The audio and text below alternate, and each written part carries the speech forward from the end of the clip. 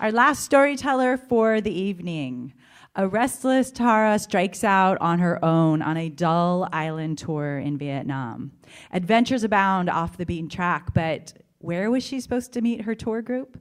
Please welcome Tara with her story, Around the Bend. Tara, sorry.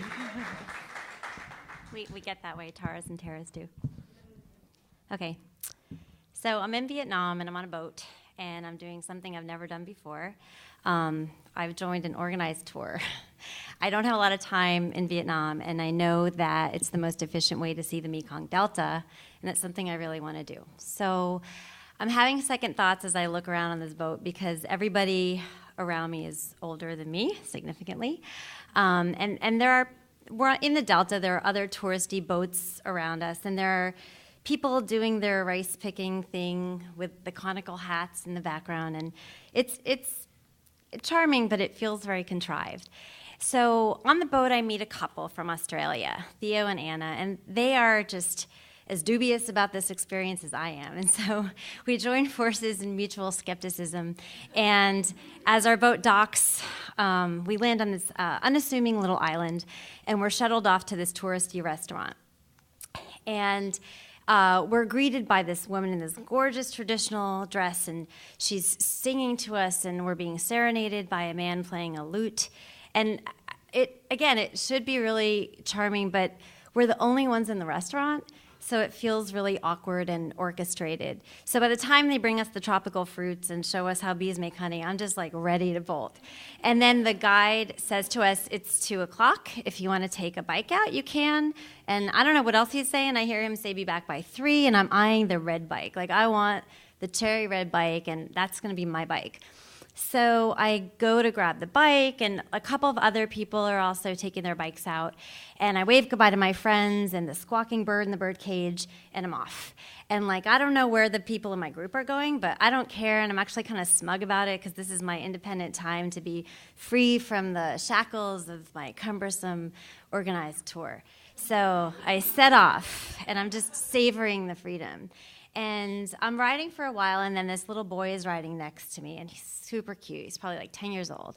And I'm a teacher, and so I do feel like I can connect to children. So we make eye contact, and sure, he can be my guide. Why not?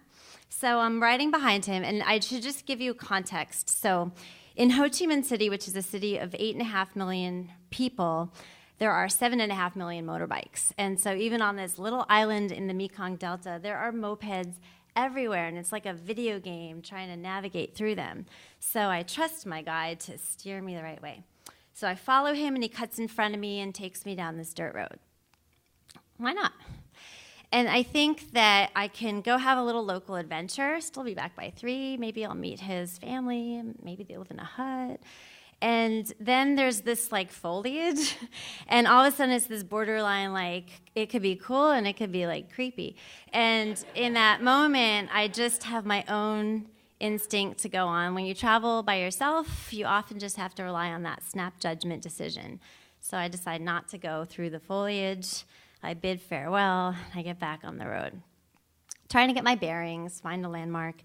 And then pretty soon after, there's a pack of guys who are 20 years old, maybe 19 or 20. And up until this point in my trip, everyone I've met who's Vietnamese has been absolutely lovely. And these boys, I refer to them later in my journal as hoodlums, very aggressive energy, and they kind of surrounded me. And that's the other thing about traveling alone as a female, is that you render more vulnerable, and you feel sometimes exposed. And so in that moment, one of them swatted me on the butt. And I was peeved, but I was also scared. And all of a sudden, the safe, organized tour group didn't seem so bad anymore, and I was just wishing them away. And they did. This pack of guys left me alone, but I didn't know if it was something that I had done to bring on myself, and I'm checking how I'm dressed, And then I looked down, and I'm noticing that it's 2:40. I have no idea where I am. And I'm looking for a landmark. I'm looking at the buildings, and it's building, driveway, and nothing is distinctive, and everything looks the same. And all I can do is hope that this is a circular island. So I just go around. And around the bend, that's the title, around the bend, I get dropped into this like gorgeous, lush green, electric green, like Instagram green, but this is before there's Instagram, and vibrant rice paddy. And it just takes me out of my moment of panic and fear and vulnerability. And for just a minute, I drop in, and I just experience the serenity and the beauty in that moment. And I'm on this narrow, muddy footpath, and 3 women are coming opposite my way, and they're smiling, they're tranquil. And so I'm like, I can get help from them. They must know I need help. And they don't, and they're just smiling at me. I'm like, all right, well, I better do the international symbol for help, like where am I? And like, oh my God. And they're not reading they're not registering my urgency at all, they're just smiling. So then I'm like, okay, well, I'm an independent traveler with a Lonely Planet guide to Vietnam, and I know my phrases. So I'm scanning my memory for the phrases I might know. And so I remember like Kong Sao. And then I remember like, that means no problem. That's not going to work. Then I remember when you're drinking in Vietnam and you want to go 1, 2, 3, cheers. It's like mo hai ba yo. Like ba means 3. My boat leaves at 3. Like my boat leaves at ba. Oh, I can just tell them my boat leaves at ba. And I'm pointing at my wrist and I'm getting louder because we know they'll understand me more if I get louder. Like my boat leaves at ba. My boat leaves at ba. And they're just still smiling at me like Kong Sao, like no problem. And so, again, when you're by yourself and you have nobody to bounce your stress off of, it's like up to you. It's all on you. And I didn't have anything in my toolkit, and I had this really like guttural response, and I just started crying, like this really guttural, primal cry. And then they got it. They understood that something was wrong. So they direct me over to this man. He's like this wiry old 80-year-old guy, and he's stacking bags of rice on his moped. And I'm tasked with waiting for him, and it's like 2:55, and I'm just waiting for this man because he's my last hope. And he motions me to, like, grunts at me to follow him. So he gets on his moped, and I'm on my pedal bike, and I'm supposed to follow him. And I do. I pedal like hell to keep up with him and not lose sight of that black and red lettering on the canvas rice bags because he's my last hope, and he's going to deliver me to this restaurant. And he does. We pull up to a restaurant. There's the bird cage, and he takes off. He sees this wave of relief wash over me. And the bird in the bird cage is like comet blue, and my bird is like yellow-green. And this is not my restaurant, and this is not my bird. And he's gone. So all I'm left with is the middle-aged busboy who's looking at me. I'm looking at him. I know now when I need help in Vietnam, I just cry. And I do. I just cry. And he doesn't know what to do, so he disappears. And then out comes a woman from the back. And, like, now I'm looking. It's after 3. It's like 3:04. And the woman from the back who comes out, her name is Mystery Restaurant Woman.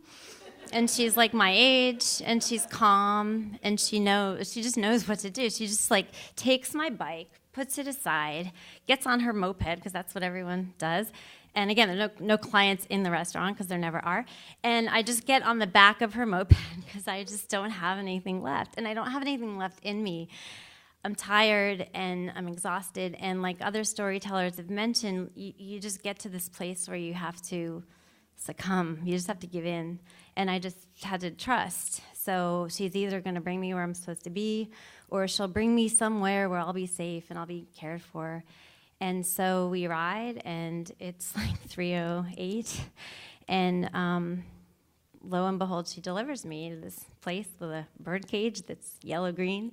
And there's my tour group, and they greet me with a round of applause that my Australian friends orchestrated. And they also told the tour guide that I was missing. And so the restaurant owner of the tourist restaurant, he looked pretty peeved because I left on a bicycle and returned on a moped.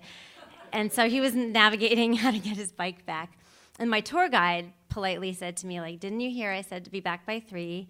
And I said not to get on the main road. I didn't hear that. And so when I look back at the day and I look back at this miniature adventure of like exhilaration and like the local experience I'd been seeking.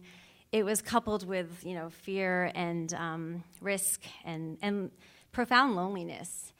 But when I reflect on my journey, I realized that I actually wasn't alone, and that there were these like kind and beautiful strangers all along the way who delivered me exactly where I was supposed to be. Thank you.